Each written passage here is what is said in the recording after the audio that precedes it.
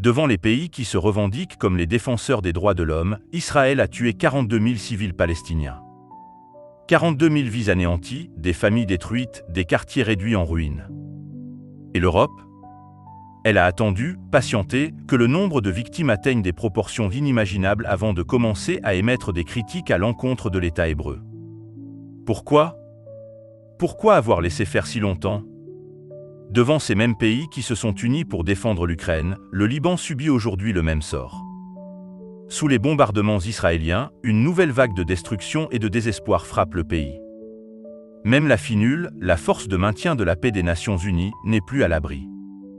Les troupes israéliennes défient le monde entier, attaquant les forces de la paix en plein mépris du droit international. Pour protéger ses 1200 soldats au sein de la FINUL, Giorgia Meloni a appelé Benyamin Netanyahou. Une conversation tendue, froide, dépourvue de la moindre cordialité. Mais c'est trop tard. Tout comme pour l'Espagne, la France, l'Italie et même l'Allemagne, qui commencent seulement à diluer leur soutien à Israël. Trop tard. Le mal est déjà fait. Sans le soutien de ces nations, Israël n'aurait jamais pu provoquer un tel carnage. Et après les déclarations de Macron, que fait Netanyahou ? Il continue de mépriser. Il ignore les protestations de la France, épaulée par ses alliés sur le territoire français, dont le CRIF.